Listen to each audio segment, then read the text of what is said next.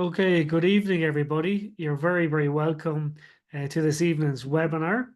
As you can see, the webinar is called Your CAO Guide, How to Find the Perfect Course for 2025. And really, this webinar is aimed at parents. However, if there are potential CEO applicants here as well, you're very welcome to, and you might get something out of it. And really, how to pick the course or how to help your son or daughter pick the right course, because there are implications to not picking the right course.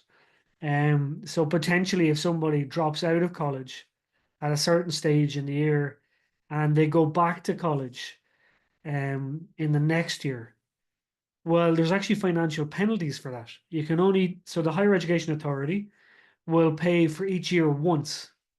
So they won't continue to pay first year a number of times. So that would work out as contribution fees and tuition fees. So it can be quite costly. So that's why a lot of guidance counselors say it is important to really research the courses, get the order right on your CAO, and be careful how you're picking the courses. So we're going to start and have a look today. And I suppose for many of us, the times they're changing. So it's so difficult to stay up to date. Even as a guidance counselor, it can be very difficult to stay up to date. I can only imagine what it's like for parents who are new to it, or even parents who have children coming along and things have changed a lot. So points changed in 2017. So if you're a parent and you did the Leaving Cert and you did the CAO, what's on the screen there will look very different to your A1s, A2s, B1s, B2s, and so on. So this was brought in 2017, and it was to help eradicate the places that are given out by lottery. And it did that to some extent. Obviously, that still happens. So what I would say, number one, is familiarize yourself with this as a parent. Because the advice I would give to students who are opening up their Leaving Cert results is have a parent with you in the room, and a parent that knows the points and grade system and knows that you're to count 6 of your best subjects, not 7, and what points you get for each grade, and that you get 25 bonus points for higher level maths if you get a H6 or above. So that's really important, I think, because sometimes a student can be quite overwhelmed when they're getting their Leaving Cert results, and they need that steady hand there who's able to help calculate their grades for them. Because I have come across some students who've thought they've done way better than they had, but they actually counted 7 subjects, or that they mightn't have been sure what an O5 got in regards to points, or whatever the situation may be. So that's the points, and I'd recommend familiarizing yourself. CAO has generally changed. It's changed since I did it. So when I did the CAO, you had to have it in by the 1st of February. You went and got a bank draft and you sent it off by post. And it's very, very different now. Obviously, it's all done online. Tertiary degrees, we'll mention tonight as well a little bit. They open up on the 1st of February to apply for those. And they'll be in their 3rd cycle, but we'll talk about those a little bit later on. And then apprenticeships have radically changed since Solus took over the apprenticeships in 2015. And there's a huge number of apprenticeships and different types of apprenticeships that are not your usual blue collar apprenticeships, but even in some in finance and engineering and things like that. And again, we'll get on to that later on. But I suppose the idea is to familiarize yourself, and that's probably why you're here tonight. So Leaving Cert subjects can help us a lot when we are picking our college courses. So how can they help you pick the right course? Do you matriculate for the university? Do you have course requirements? What levels are you doing, and what aptitude do you have for the subject? So I would often, one of the first questions I would ask to a student when they're doing a one-to-one guidance session is, what's your favorite subject? What's your least favorite? So for the example here, we've said history is the favorite subject. That was actually my favorite subject. And maths was my least favorite subject. So we tended then to stay away from courses, degrees that would have a maths element in it. And we would look at courses with a good verbal element, a good written element, even argument and debate and things like that, if they liked history. So the first hurdle a CAO applicant must get over before they're given a CAO offer is, do they matriculate to the college? Some colleges will ask you to pass English, Irish, and a third language. Some colleges will ask you to pass English and maths. Some colleges will ask you to pass English and Irish. So it really depends. Now you can see the common denominator there is English. So it's very important that the student passes English. Although higher level English can be very, very difficult to get a H1 in, it actually has a very, very low failure rate. So that's good to know. Generally, students would have to pass English to get an offer. Now, students will often ask me if I fail maths or I fail Irish, do I fail my Leaving Cert? And the answer is no, because there are certain courses in colleges where you can not pass your maths or not pass your Irish and still be offered a course choice. But English would be a necessity to pass that. Then you're looking at course requirements. So a course might ask you to have higher level maths, maybe a H4. A course might ask you to have a H4 in chemistry, or a primary school teacher might ask you to have a H4 in Irish. And the reason they're asking you to have this course requirement is there's going to be a lot of that on the course. So if you get your H4 in chemistry, but you don't really like chemistry and you want to study pharmacy in Trinity College, there's going to be a huge amount of chemistry on the course. That's why they're asking you to have that H4. So if you don't like it, again, I'd stay away from it. So like I said, the first hurdle is to matriculate to the college. The second hurdle is, do you have the course requirements? So it doesn't matter if you have the points. Let's say primary school teaching is 500 points and you get a H5 in your Irish. You won't get an offer even if you get the 500 points. You must have the H4 in Irish. So you must matriculate first, have the course requirements second, and then finally they'll look at the points. So Leaving Cert subject can tell you a lot. So obviously students picked them for Leaving Cert because they thought they'd like them. Then there's course requirements. So a course might require you to have biology or a science subject, might require you to have a language. And all of these things are course requirements to matriculate. And they generally, now, unless the course is in a language, so French or German or Spanish, it won't ask you to have a H4. It might ask you just to have an ordinary level pass. All of those things have to be taken into consideration when you're putting your course choice together. Now, the next thing is, where do they want to study? So there's a huge amount of universities around Ireland now. So again, in the last number of years, we see new universities like the Atlantic Technological University. We have the Munster Technological University, the Southeastern Technological University, Technological University of Dublin, Technological University of the Shannon. So these are all new universities, and even Galway got a new name change. It's now the University of Galway. And unfortunately, in the last number of years, when I'm working with students and parents, they've started to look at, well, is the university commutable in case I can't get accommodation? So is it within an hour? Is it within an hour and 15 minutes on a train, on a bus, by driving or whatever? And that's the unfortunate way that accommodation has gone. But if you're sure of accommodation and you're heading away, that's absolutely fine. So looking at the universities, asking the student, where would you like to study? Where would you not like to study? And then again, that narrows down that search.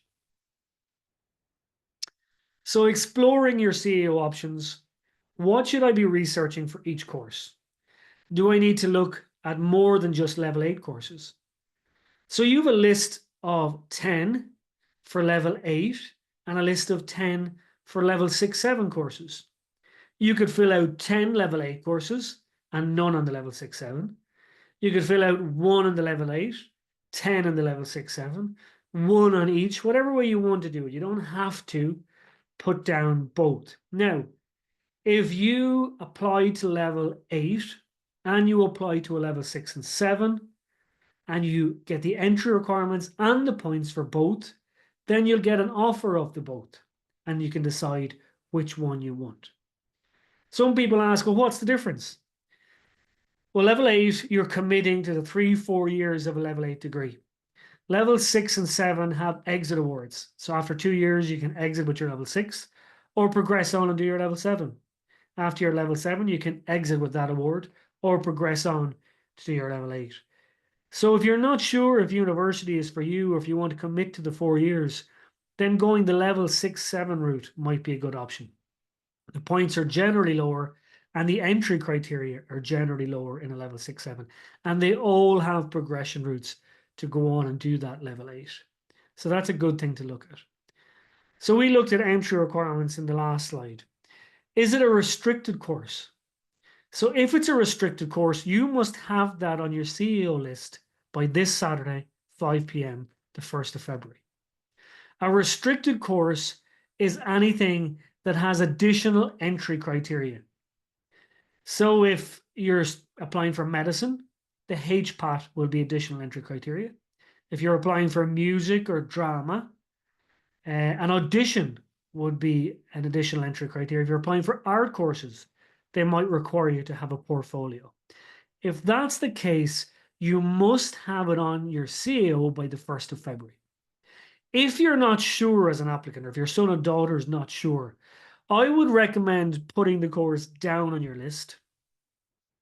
Then when the change of mind facility opens on the 6th of May, you can take it off your list then. But on the 6th of May to the 1st of July, when the change of mind facility opens, you can't have put in restricted courses at that stage. You can take them out, you can move them up and down your list, but you can't add them in. So just be aware of that. That's why I'd often say to students, put it on your list anyway. You can take it off later on down the line. So modules in detail and duration. So for example, I was saying earlier on that I really liked history and I went on and studied that in college. But not every history degree is the same. I really wanted to study later Irish and later European history, so 19th, 20th century in both. I hadn't really any interest in medieval history or Renaissance history or anything like that. So even though a history degree might only offer medieval and ancient history, it's not what I want to do. So when I looked at the modules and saw the courses, when I looked at the optional modules to see what I could specialize in towards my degree. And then the duration. So again, some history degrees were 3 years, some were 4. 4 years, you probably had to do an Erasmus or study abroad.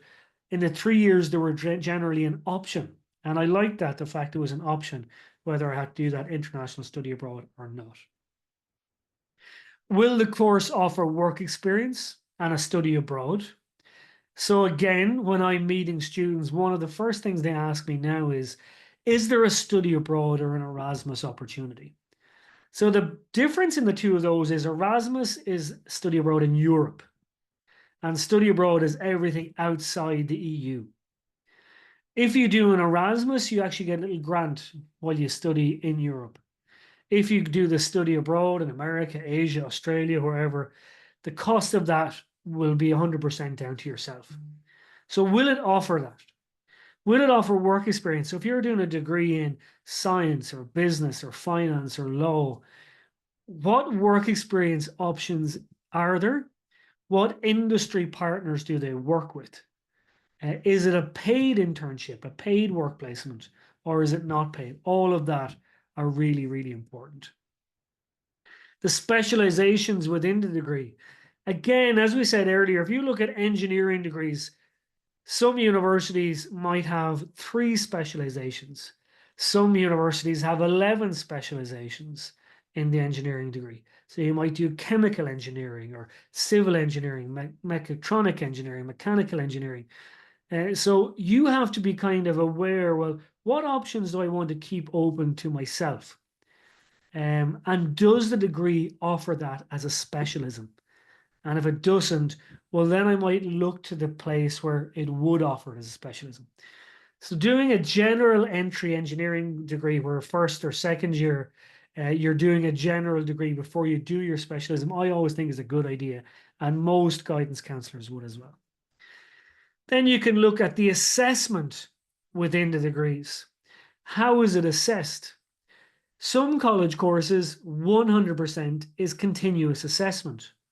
Some college courses, there'll be a terminal exam.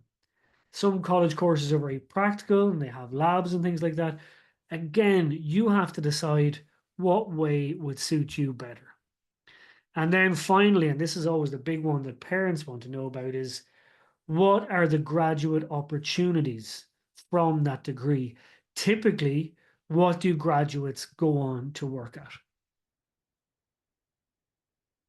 So this is all part of your research. Now, so where can I find these details? So that's one thing to go and look at them. Well, a great place to start is CAO.ie. Now, there's websites like Careers Portal and Qualifax, but for me, they're kind of an intermediary. If you go to cao.ie/courses and click on the course you want to find out more about, it brings you to that university website and that course specifically. And that's really important because they have the most up-to-date information on that course on the university website. Okay, so that's the most up-to-date information. So cao.ie/courses when you're looking for that detail. Higher education institutions' social media pages have really come on in the last number of years. You know, they'll tell you when there's open days, they'll tell you when there's new courses, they might do a student takeover.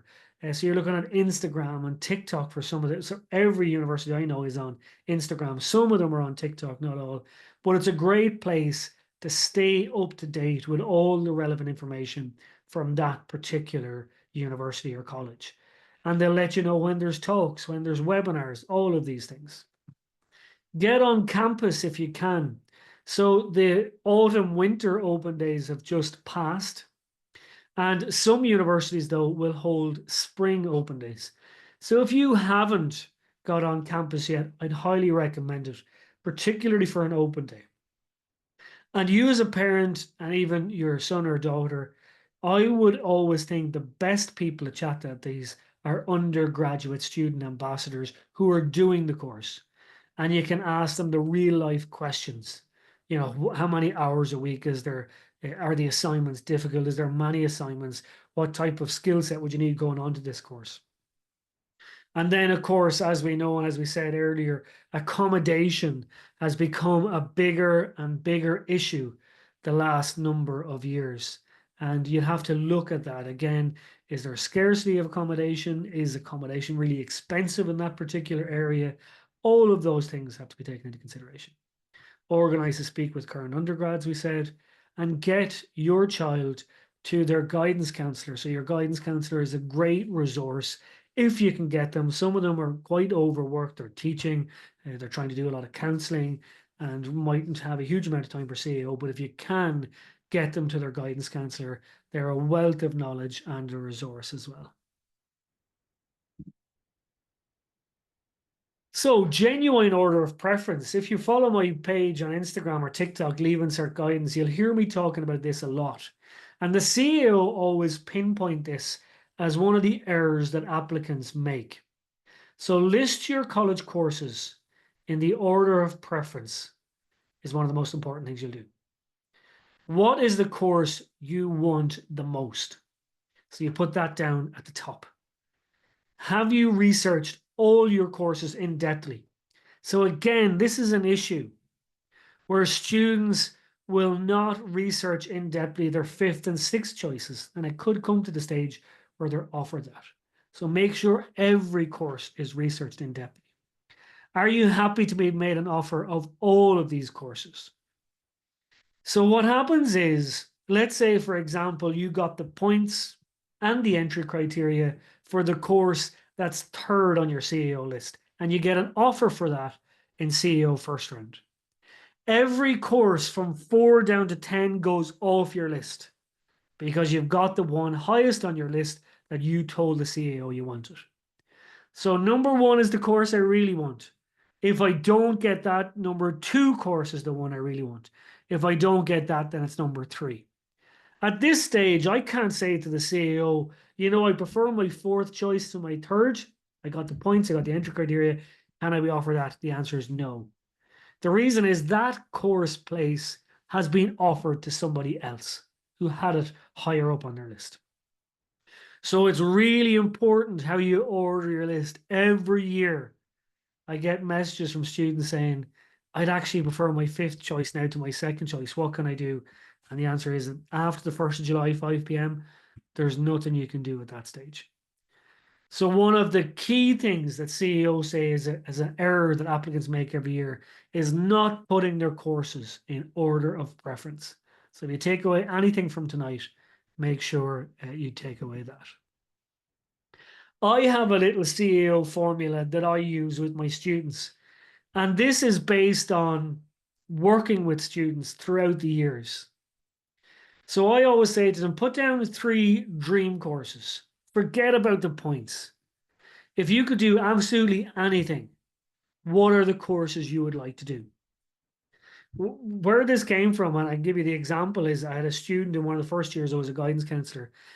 She was getting around 500 points, and she said she really wanted to do physiotherapy, but the previous year it was 550. So she said, I'm not putting it down. She happened to get 540 points in her leaving cert, and physiotherapy came down to 540 that year. And she was really disappointed that she didn't have it down on her list, and she would have gotten an offer for it. So put down your 3 dream courses. The next you're looking at are 5 probable courses. So I'm probably going to be in around the 400 mark. And in the last number of years, these courses were in or around the 400 mark. Now, courses are likely to go up in points and down in points. It's all done in supply and demand and leaving cert results. So there's no particular guarantee what the points are going to be, but there are trends the last number of years that you can go on.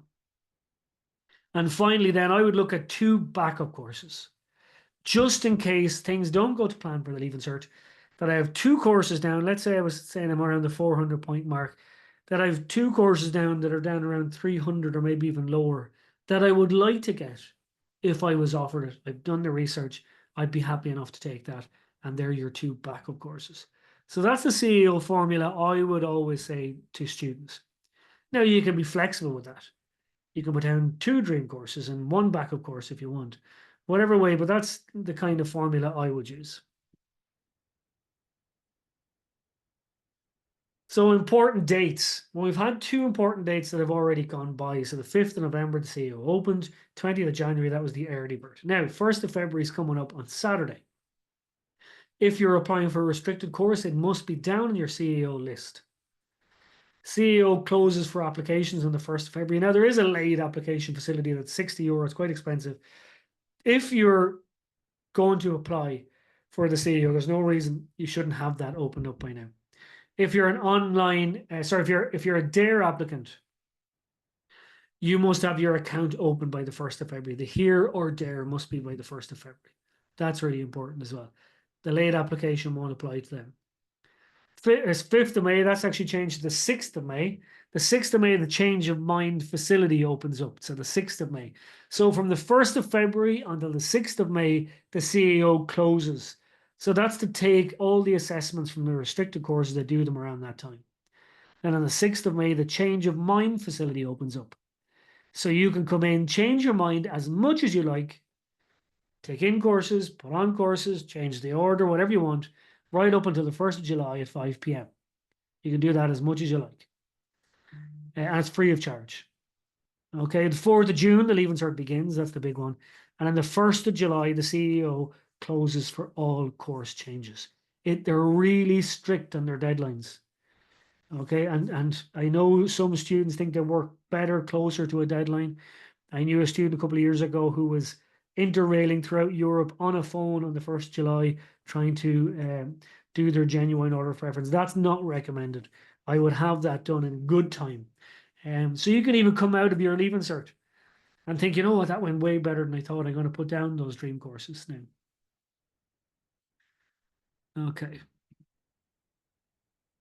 So if you're applying for medicine, there's medicine in Trinity College, UCD, RCSI, University of Galway, and UCC.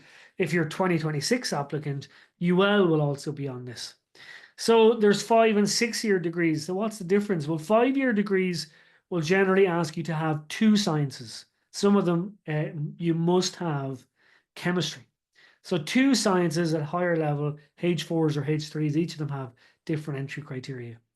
So the universities that offer a 6 year degree, you could have one science going into the course there because they have a pre-med year where they work on science a lot. So if you only have one science, you won't be able to apply for the 5 year. Well, you'll be able to apply for it, but you won't get an offer for it because you won't have the entry criteria. So if you've only one science, make sure um, that you're applying for the 6 year courses. And of course, the HPAT has been sat in February. They'll have opened up their account at this stage. They'll have picked their date where they're going to sit the exam. And then you combine your Leaving Cert points with your HPAT points to get your scores. So 730 to 740 in the last couple of years was the points for medicine, but that was with serious grade inflation as well. Okay. So applying to study in Europe, well, the reason I put down Europe and not the UK is because the UK's deadline is tomorrow at 6 p.m. So not as to be teasing you or putting you under pressure, I decided not to put the UK information on here tonight. But Europe will have a lot of courses open. They have about 1,500 courses taught entirely through English. Popular countries to go to are Poland, the Netherlands, and Italy. They'd be your most popular. The entry criteria are generally lower. They generally require direct application to the university. Fees can be cheaper. Poland, if you're doing dentistry, medicine, veterinary, they're not cheaper. You'd be looking at anywhere between 8,000 and 16,000, depending on the course. In the Netherlands, it's quite cheap. It's lower than Ireland at about 2,500 a year, and you actually half price in the first year. Italy, it depends on what your parents are earning. It will depend on what fees you're paying. So entry criteria is lower. Accommodation can be more accessible. Accommodation can be a lot cheaper than in Ireland as well. Study.eu is a good website where you can get all the information on different university courses taught entirely through English in Europe, if that is an option for you. Okay, so Irish and language exemptions. So NUI, if you're exempt from Irish or exempt from studying a third language and you're applying to some of these universities, you must apply for this. They actually have different criteria than the Department of Education. So, for example, if you weren't born in Ireland, even if you were born and you only spent a year away and you don't have an Irish exemption, you can apply for an NUI language exemption. So there's lots of different ways you can apply for these. So NUI are all the NUI universities. So UCD, UCC, University of Galway, Maynooth University, RCSI, are all NUI, and the one application will do for them. And that application is all online now. Trinity language exemption. So NUIs would generally ask you to have English, Irish, and a third language. Trinity would ask you to have English and a second language. So that second language could be Irish, or it could be Spanish or German or French, whatever it is you do. Mary Immaculate College in Limerick and Thurles and University of Limerick would generally require you to have English and a third language or a second language as well. And if you don't have those, you must apply for them. Generally, 1st of July is closing day, but I'd always encourage students and parents to get that done as soon as possible, really. The DARE applications, so they're kind of coming up. So at this stage, you'll have known if you're applying for DARE or not. So that's Disability Access Route in Education. You'll probably be doing your Section B with the school. So when do you apply? So you open up your CEO account by the 1st of February. You do all the online stuff on your CEO account by the 1st of March. And then you have to have all your documentation in the CEO offices by the 15th of March. So how do points work? Well, there's no guarantee that there'll be a significant point reduction or a small point reduction, or even no point reduction. So what generally happens is each university and college would have about 10% of their places would go to their applicants. And their applicants applying for those places would compete with other their applicants. So it could be a significant point reduction, or it could be very insignificant, or it might even be none. And accesscollege.ie is where you get all of that information. Other options that I mentioned earlier on, so tertiary degrees, you don't need any CAO points for. You start out your university journey in a college of further education, so a PLC college. You might do a year there, then you transfer into the university for 3 years. So you're guaranteed your progression from that PLC into third level. So it's very unique. When you're in the PLC College of Further Education, you pay their fees, which is €0. And then when you go to the university, you pay their fees.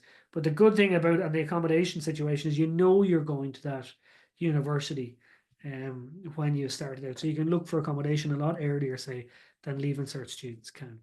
PLCs are an amazing opportunity. Generally, a 1 year level 5 certificate is what you get out of that. With your PLC, you can use your Leaving Cert results and your PLC results to apply to the CAO again. So it's another alternative route to get into university. Now, unlike the tertiary degrees, you're not guaranteed progression from PLCs. You are guaranteed progression in your tertiary degree as long as you're passing all the modules. And then, like I said, apprenticeships have really changed in the last number of years. You've got apprenticeships in, business, finance, auctioneering, sales, recruitment, science, lab technician. So many different apprenticeships now. Very unique. So they're what we call earn as you learn. So you get paid as you're getting your qualification. And again, some of those have level 8 qualifications too. So I would look at apprenticeship.ie if you wanted some more information on that. Now, after all of that, if you're still unsure, I spent the last 2 years designing a website called findmycollegecourse.ie, where you go onto the website, open up an account, you do a very specific interest test that's specific to Irish students using their Leaving Cert results to apply to the CAO.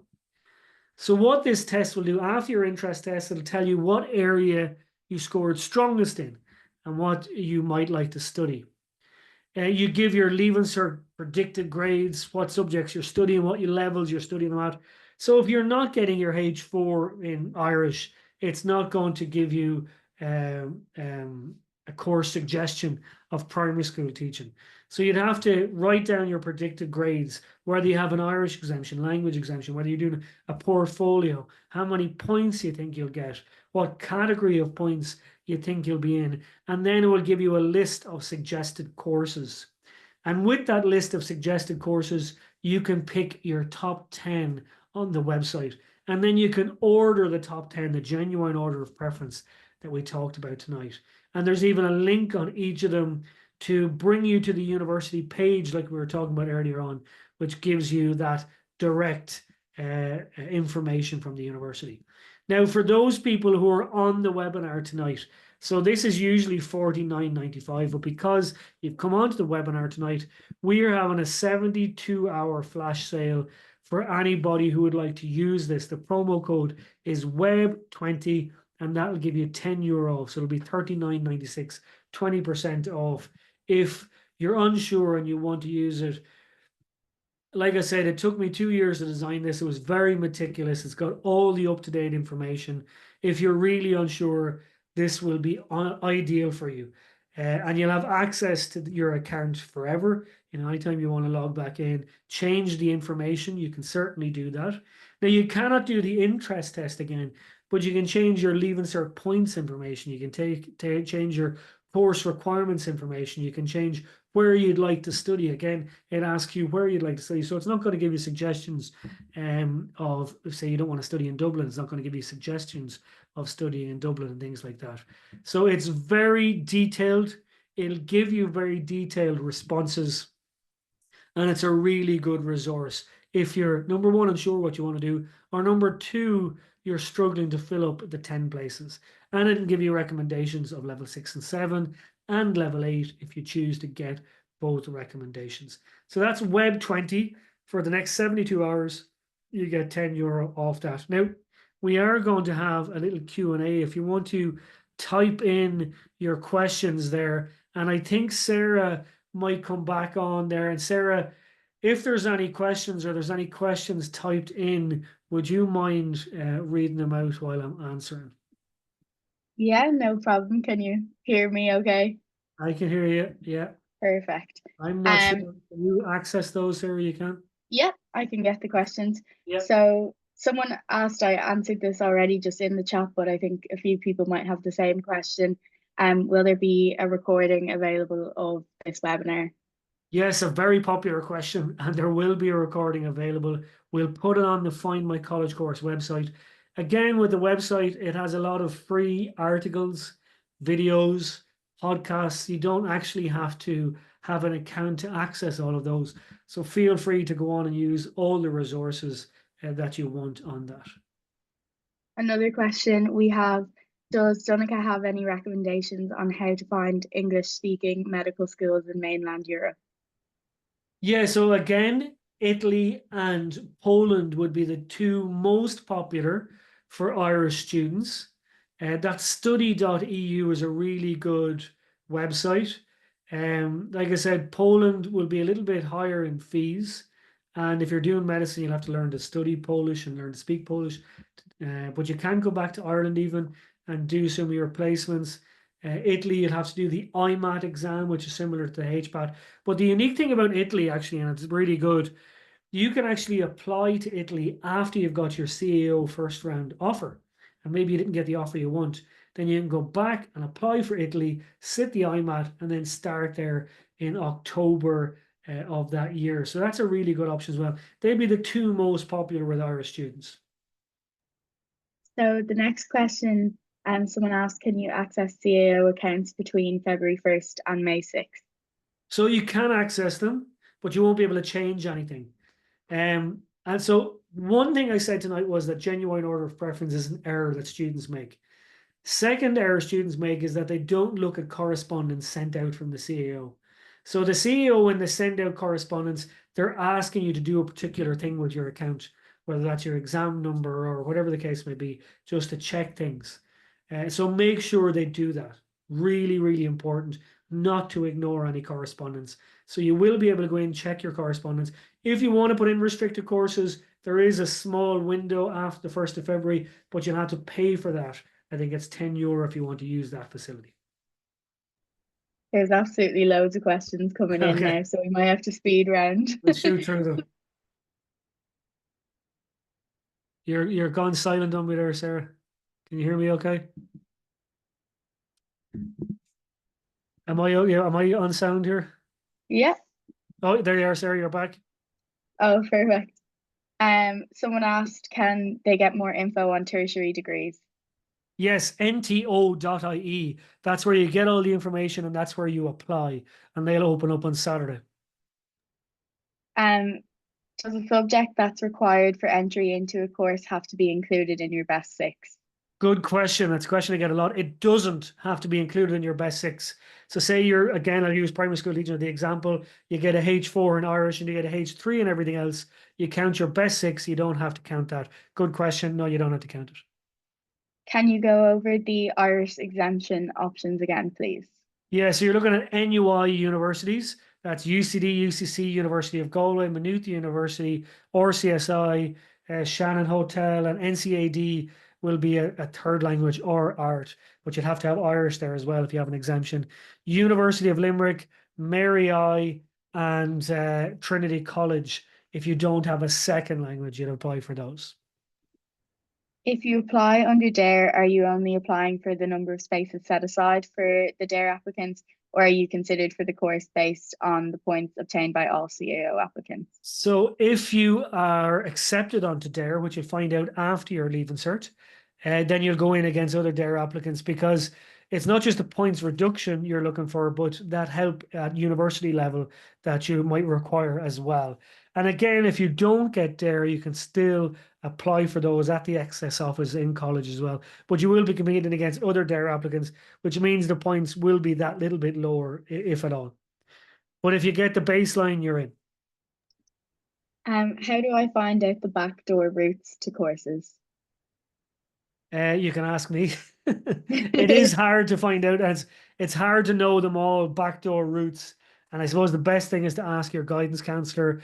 You could send me a little DM on Instagram if there's a specific course that you want to find out about as well.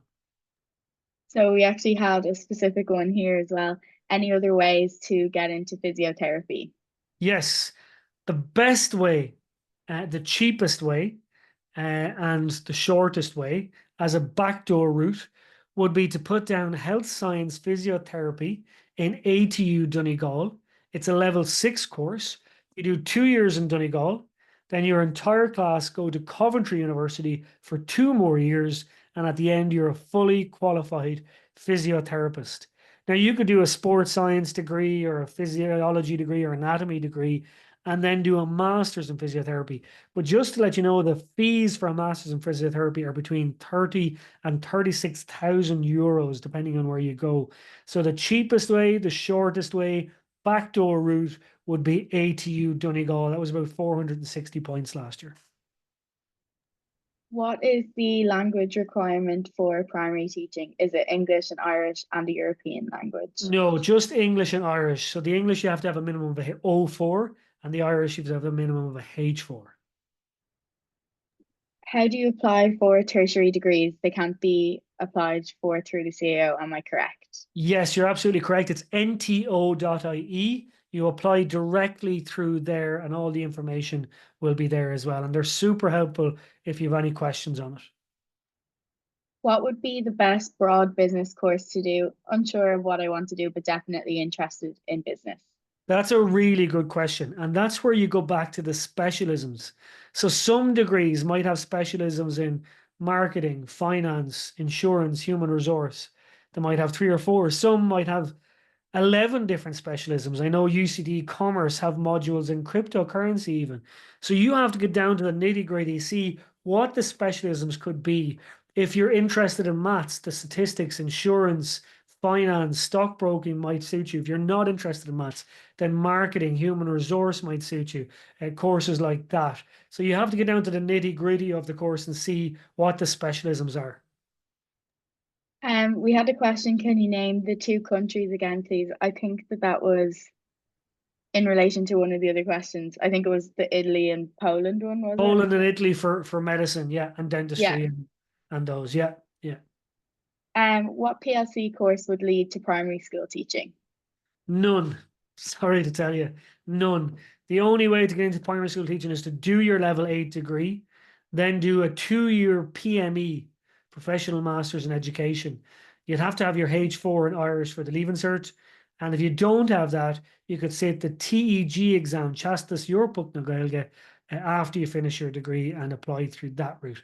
But unfortunately, there's no PLC route into primary teaching. What would you recommend to a student who's still unsure of what they'd like to study in college and they asked an arts degree or apply to the CAO again in 2026? I would genuinely, and I know this sounds like I'm selling, but I would genuinely go to findmycollegecourse.ie. It takes all the thinking out of it. The interest test will show kind of what area they're more interested in. But yes, an arts degree or a business degree are a great option. Keep your options open. There's loads of postgrads and masters you can do afterwards to specialize. But genuinely, if you're unsure, check out the website. This is a bit of a long one, so hopefully I read this right.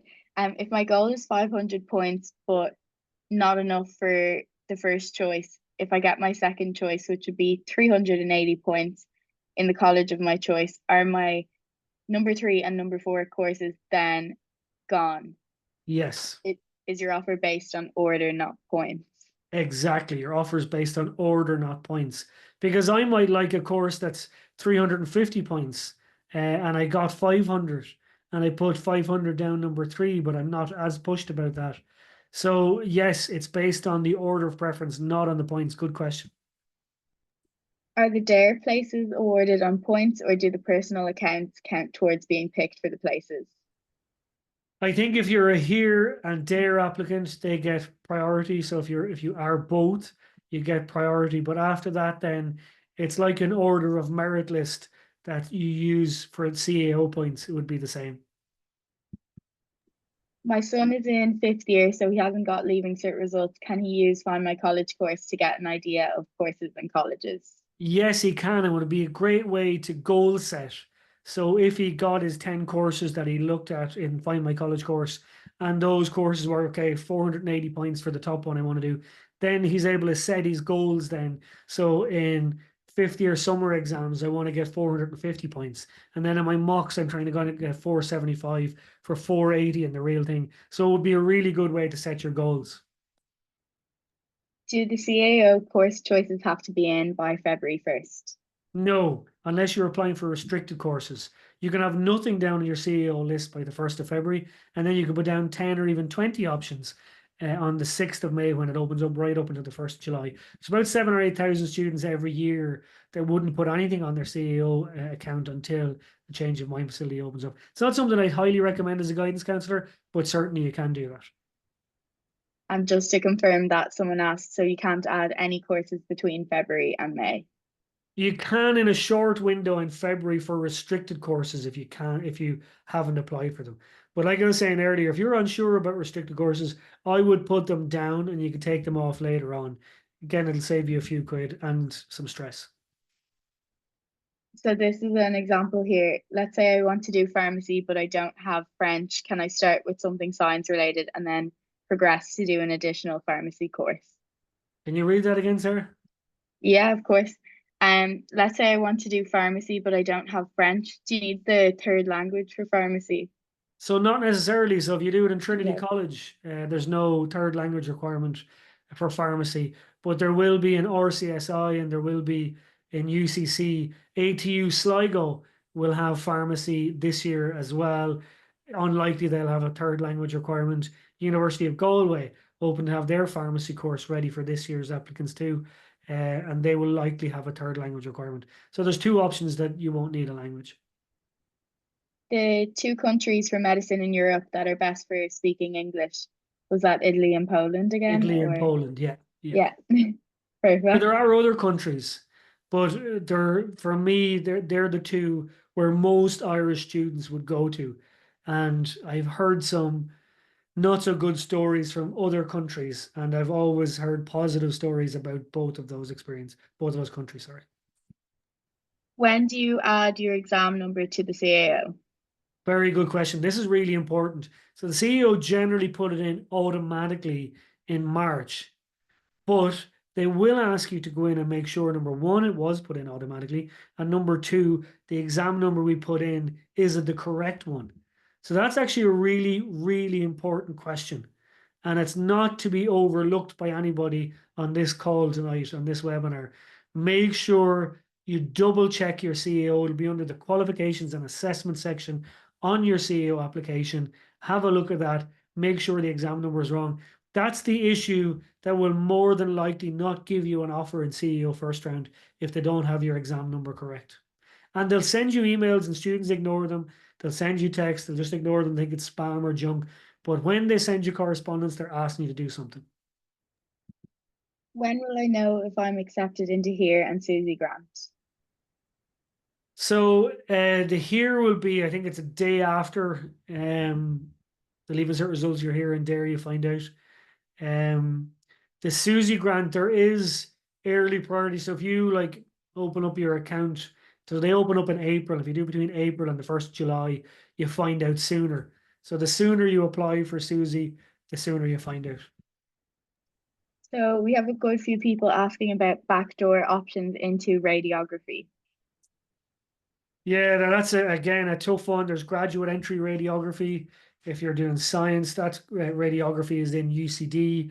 They offer it in Ulster University, which is a 3 year degree rather than four down here. It's also completely free fees. Now, the only bad thing about that is that closes tomorrow at 6 p.m. So other than that, rather than the graduate entry is probably the only way you could do it, besides doing it as an undergrad. What is the backdoor to primary teaching? is doing a degree, any degree, and applying for the PME, then the Professional Masters in Education. You could do an arts degree. I would always recommend the students, if they're sure they want to do the PME, to do a 3-year arts degree. So your 3 plus your 2-year PME is 5. Or if you're doing a 4-year arts degree or 4-year business degree plus 2 is 6. It's a long time to be a qualified primary school teacher. So I'd go for the 3 plus 2 if it was me. What are the backdoor routes for SLT? Speech and language therapy. So you can do a master's in University of Limerick. Your degree can be in anything, and you sit the HPAT, and the offers of the course are based on the HPAT for speech and language therapy. There's loads of questions coming in. So the A levels are 3 subjects. What's the conversion into the point system when we are applying with A levels? So if you go on to cao.ie, EU entry requirements, it'll tell you all the countries, UK and EU, that convert into points. Off the top of my head, I don't know, but there is a conversion calculator. If you go into CAO, type in EU entry requirements, and it'll show UK as well. Do you know any backdoor routes into aerodynamics? Aerodynamics, as in engineering, or no other information? No, no other information as of yet, but I'll keep you posted. We'll Yeah, move keep me on to the posted on next that one. question. Yeah. When does the HERE application close? So you'll have to have all your online information by the 1st of March, and then all your documentation into the CEO by the 15th of March. Where is the best location for a quantity surveying degree? So number one, quantity surveying is a brilliant degree. It's really well paid if you're into construction and you're into business, because there's actually a lot of economics in it. Now, where the best place is, well, that's up to you where the best place is, because what I think might be the best place, like I actually studied in UCD purely because I wanted to play Gaelic football there.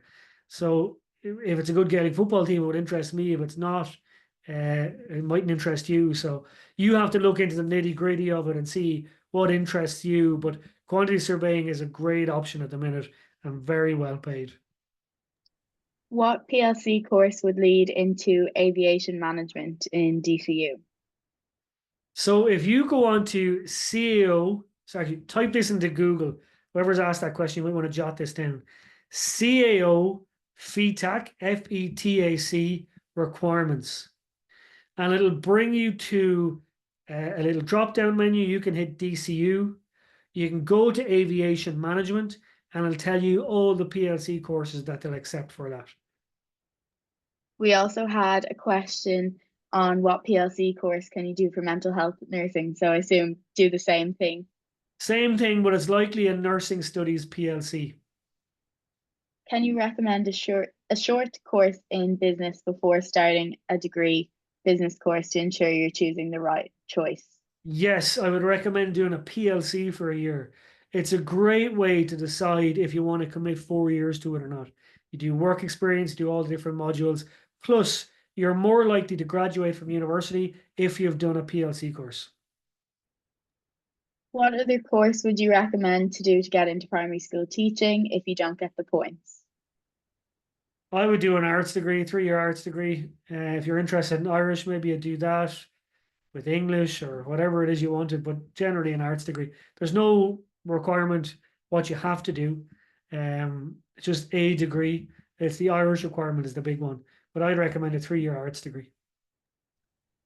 Um, just on tertiary degrees again, can you clarify that you can transfer after 1 year into a second year level 8 degree? 100%, yeah, guaranteed progression. Some of them it's 2 years in a PLC, very few of them are 2 years in a PLC and then 2 years in the university. So if that was the case, number one, you're closer to home. Number two, the fees are cheaper and there's no accommodations. That might work out well. But tertiary degrees have nursing degrees, mental health nursing that person asked about. But the nursing degrees are 5 years. Generally, everything else would be in the 4-year mark. And they're all over the country. Not a huge amount of them in Dublin. I think about 2 in Dublin, but generally all around the country. Are there any postgrad courses in the UK or Europe for DCG? Or DCG as in to teach it. Yeah, she wants to teach the subject, but she doesn't want to teach the technology or engineering. So the BEd in DCU and Limerick. So off Um, the top of my head, I'm not sure about DCG. However, I'd be surprised if you couldn't because I know there's ones in PE, there's ones in home economics, there's religion, there's maths. That's just from my experience of being a teacher. I've never heard of anyone doing the DCG one, but that's not to say there isn't one out there. are there any resources for students with ASD choosing courses? My son could get over 500 points, but is overwhelmed with all the course options. Yeah, and I can understand why he's completely overwhelmed. I would say a sit down with the guidance counselor, even if that parent asked if they could go in with the student and have a sit down with them, um, because it's just to need that reassurance. But I can completely understand why it's overwhelming. Sometimes I get overwhelmed with it as well. So I would ask for a sit down with the guidance counselor, I suppose would be the best thing there. If you don't get what you want in one subject, can you resit that subject the following year? Yes, you can, but you can't add it to your points, but you can use it for entry requirements. Good question. What would be the best all-round general law degree? So all law degrees will have the same material in them because you have to have certain modules to be accredited by the Law Society of Ireland and King's Inns to go on and do your barrister solicitor exams. So they'll be all much the same. And what you're looking for, I suppose, after that is elective modules, whether you can do it as a joint honours with something, whether the university has the right facilities, whether they have a nice moot courtroom or something like that. But the core of the law degrees will all be the same. The questions here are never ending, really. We might Um, give it another 5 minutes, Sarah, yeah. and again, you can email or DM if your question is very pertinent. Okay. The question, where can I find the recording of this event? So it'll be on findmycollegecourse.ie. It'll be on the website. Sarah will have this tomorrow, and I'd say Sarah, you put it up on the stories in Yeah, on Leaving Cert Guidance. yeah. I'll post the link to the stories as soon as we have it all set up. For students sitting their leaving cert in the coming June, will pharmacy in ATU and pharmacy Galway be something they can apply for? Officially, there's nothing out yet. Unofficially, between me and you, yes. Just have a look out for those CAO codes. It'll be change of mind facility. Is when you'll have to apply for them. They won't be open before that. How do you know that your exam number is the correct one on the CAO application? Is there somewhere else you would check this? Yeah, so you should have that exam number was given to you by your school. So your deputy principal or principal will give you that exam number already. So have a look for that. Can you use the promo code for findmycollegecourse.ie but wait a few weeks before completing it? Yes, you can. So as long as you open up the account, it'll be cheaper, and then you can take your time using it after that. Yeah, good question. Just back to the aerodynamics there, it was in relation to engineering. Yeah, so you have to find an engineering degree that would have that specialization. Aerodynamics can be very interesting. I'd imagine you'd want a lot of physics in it. I don't know, is this guy looking to be a Formula One engineer or something? But just make sure that they have an aerodynamics specialism. It'll be a general engineering degree. And if it's something like you actually want to be a Formula One engineer or something like that, they do have courses in the UK that straight away specialize in motorsport engineering and stuff like that. But unfortunately, like I was saying before, that's tomorrow's the deadline for that. But if they're reapplying next year, they mightn't be interested in motorsport, but that's kind of one of the areas of aerodynamics. So if they're looking at that, they could specialize in straight away. I think this will be our last question. A lot of the ones coming in are very specific. So Okay. I think the best way to do that is if they DM the Instagram account and you can Yeah. answer there. Yeah. So this one's quite general. How do you pick your subjects going into fifth year if you don't know what college course you want? Good question. So what I would do is I would pick a science, a third language, and whatever you want after that. So science will keep some of the science options open. A third language will keep your commerce and law and things like that in NUI universities open. Um, if you wanted to keep health science courses open, I would recommend picking two science subjects, probably chemistry and biology. So we are at that time of the year. and I'm getting a huge amount of bookings, all right, for TY students picking their subject choices. So if you want to keep your options open, one science, a language, higher level maths, and that should keep your options open for the majority of courses. Okay, thank you very much, guys. I really appreciate everybody taking the time to come in tonight. And this will be on the Find My College Core website tomorrow, and Sarah will put it up on the Instagram account as well if you're looking for it. So thanks, guys.